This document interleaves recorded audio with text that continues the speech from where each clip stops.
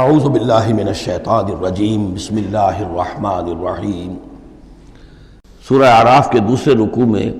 قصہ آدم و ابلیس قرآن حکیم میں دوسری مرتبہ بیان ہو رہا ہے۔ اس سے پہلے یہ سورہ بقرہ میں اس کے چوتھے رکوع میں آ چکا ہے۔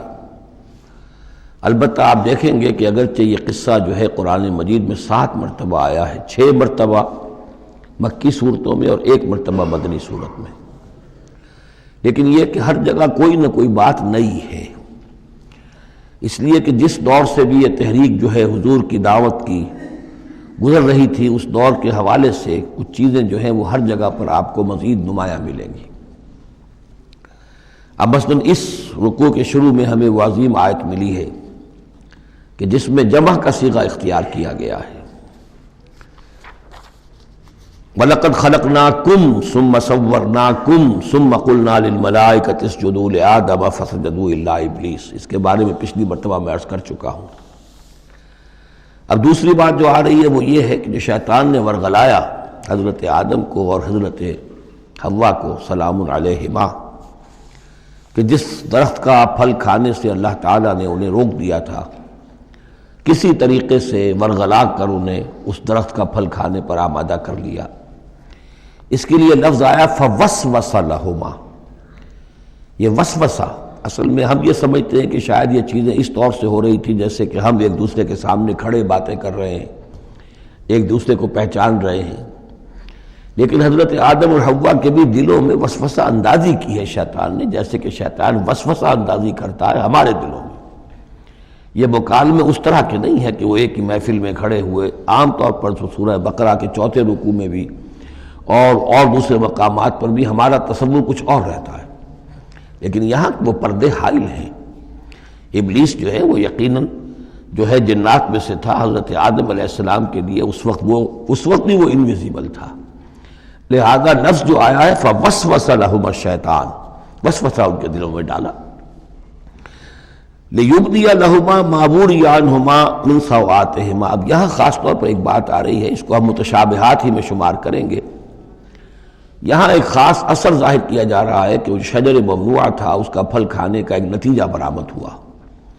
اور وہ یہ ہوا کہ حضرت آدم اور حوا پر ان کی شرمگاہیں جو ہیں وہ نمایاں ہو گئیں۔ یا تو ایسا ہے کہ پہلے انہیں شعور نہیں تھا، اب شعور پیدا ہو گیا، یا یہ کہ انہیں کوئی خاص لباس جنت کا حلہ اللہ تعالیٰ نے عطا کیا ہوا تھا، وہ لباس اتر گیا اس درخت کا پھل کھانے کے نتیجے میں۔ یہ چیزیں ایسی ہیں کہ جس سے یقیناً بہت سے لوگوں کو کچھ قیاس آرائیوں کا موقع ملا ہے۔ بعض لوگوں کے نزدیک یہ نیکی اور بدی کی تمیز کا درخت ہے اصل میں، کہ جس کو کھاتے ہی نیکی اور بدی کی تمیز پیدا ہو جاتی ہے۔ بعض حضرات کا خیال یہ ہے کہ یہ اصل میں پہلا سیکشول ایکٹ ہے آدم اور حوا کے مابین، جس کو اس سے تعبیر کیا گیا ہے۔ یہ مختلف آراء ہیں، مختلف جو ہیں اس میں قیاسات ہیں، لیکن صحیح بات شکل یہی ہے کہ اس کے ضمن میں ابھی ہمیں اس کو متشابہات ہی کے دائرے میں رکھ کر اور اس کے بارے میں کوئی قطعی اور حقیقی اور یقینی رائے جو ہے قائم کرنے کی کوشش نہیں کرنی چاہیے، تاکہ کہیں اور معلومات جو ہیں ہماری سائنس کے ذریعے سے اکتشافات اور معلومات کا دائرہ اور وسیع ہو جائے تو اس سے ہم پہنچ جائیں اس کی کنہ تک کہ وہ درخت کون سا تھا۔ لیکن یہاں ظاہر کیا گیا ہے کہ شیطان نے جو وسوسہ اندازی کی ان کے دلوں میں وہ یہ تھی،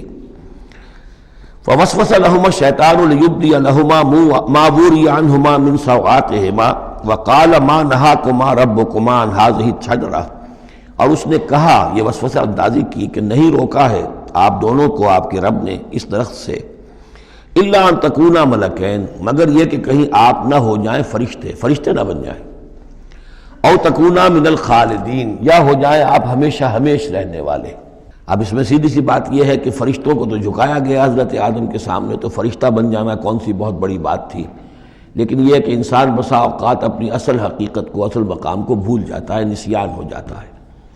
اور یہ بات گویا کہ شیطان کے وسوسہ اندازی سے ان کے ذہن میں پیدا ہوئی، یا یہ کہ آپ ہمیشہ ہمیش رہیں اور آپ پر موت طاری نہ ہو۔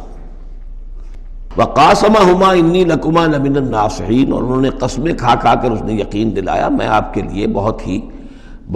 یعنی مخلص ہوں، اور جو رائے دے رہا ہوں وہ بہت صحیح ہے۔ فدلاہما بغرور، تو دھوکہ دے کر انہیں، جس کو ہم کہتے ہیں مائل کر ہی لیا، شیشے میں اتار ہی لیا۔ فلما ذاق الشجرۃ، تو جب ان دونوں نے چکھ لیا اس درخت کے پھل کو، بدت لہما سوآتہما، ظاہر ہو گئی ان پر ان کی شرمگاہیں، واتفقا یخصفان علیہما من ورق الجنہ، اور وہ اب لگے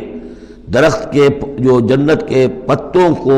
گانٹھ کر اپنے لیے لباس بنانے کے لیے۔ تفقا یخصفان، گانٹھنے لگے، جوڑنے لگے کہ جو جنت کے پتے تھے ان کو سی کر آپس میں اپنی سطر جو ہے سطر پوشی کریں اور اپنی شرمگاہوں کو ڈھانپیں۔ وَنَادَاهُمَا رَبُّهُمَا، اور اب پکارا انہیں ان کے پروردگار نے، أَلَمْ أَنْهَكُمَا، کیا میں نے منع نہیں کیا تھا تمہیں، أَنْ تِلْكُمَا الشَّجَرَةَ، اس درخت سے، وَأَقُلْ لَكُمَا، اور میں نے کیا کہا نہیں تھا تم سے، إِنَّ الشَّيْطَانَ لَكُمَا عَدُوٌّ مُّبِينٌ، کہ شیطان تم دونوں کے لیے بڑا کھلا دشمن ہے۔ قَالَا رَبَّنَا ظَلَمْنَا أَنفُسَنَا، تو ان دونوں نے کہا کہ اے رب ہمارے، ہم نے اپنے اوپر ظلم کیا، زیادتی کی، ہم اپنی غلطی کا اعتراف کرتے ہیں۔ وَإِن لَّمْ تَغْفِرْ لَنَا وَتَرْحَمْنَا لَنَكُونَنَّ مِنَ الْخَاسِرِينَ، اور اگر تو نے ہمیں معاف نہ فرما دیا اور ہم پر رحم نہ فرمایا تو ہم تو تباہ ہونے والوں میں ہو جائیں گے۔ یہاں ایک بات اور نوٹ کر لیجئے، ایک تو یہ کہ یہاں کہیں بھی ایسا اشارہ نہیں ہے کہ ابلیس نے یہ وسوسہ ابتداءً حضرت حوا کے دل میں کیا۔ عام طور پر ہمارے ہاں جو کہانیاں مشہور ہیں وہ یہ ہے کہ حوا جو ہے ذریعہ بنی ہے حضرت آدم کو بھی گمراہ کرنے کا۔ کوئی اشارہ نہ سورہ بقرہ میں اس کا ہے نہ یہاں ہے، بلکہ جمع کوئی جو تثنیہ کا صیغہ ہے مسلسل چل رہا ہے، ان دونوں کے لیے معاملہ ہے، بیک وقت ہے۔ تو یہ اصل میں جو عیسائی دنیا میں تصور پیدا ہوا ہے کہ عورت فی نفسہ ہی برائی کی مظہر ہے، ایو سے ایول، ایو حوا اور ایول بری شے، یعنی عورت فی نفسہ ہی برائی کی جڑ ہے۔ چونکہ ان کے ہاں رہبانیت پیدا ہوئی، شادی نہ کرنا جو ہے وہ گویا کہ اعلیٰ روحانی زندگی کے لیے شرط قرار پایا، عورت سے قرب اور تعلق جو ہے وہ بڑی گھٹیا بات، دنیا داری کی زندگی، حیوانی زندگی قرار پائی۔ تو یہ تصورات قرآن میں کہیں نہیں ہیں۔ یہ تو جیسے کہ آدم کا معاملہ تھا ویسے حوا کا معاملہ تھا، اور شیطان نے دونوں کو ورغلایا ہے اور دونوں نے اللہ سے معافی مانگی ہے۔ دوسرے یہ کہ یہاں نوٹ کر لیجئے کہ یہاں یہ بتا دیا گیا کہ وہ الفاظ کیا تھے۔ وہاں سورہ بقرہ میں ہم پڑھا آئے فَتَلَقَّى آدَمُ مِن رَبِّهِ كَلِمَاتٍ فَتَابَ عَلَيْهِ، حضرت آدم کے دل میں جو ایک سخت پشیمانی کے جذبات پیدا ہوئے تو اس کے لیے الفاظ خود اللہ تعالیٰ نے تلقین فرما دیے، اور وہ الفاظ یہ ہیں ربنا ظلمنا انفسنا وَإِن لَّمْ تَغْفِرْ لَنَا وَتَرْحَمْنَا لَنَكُونَنَّ مِنَ الْخَاسِرِينَ۔ صدق اللہ العظیم۔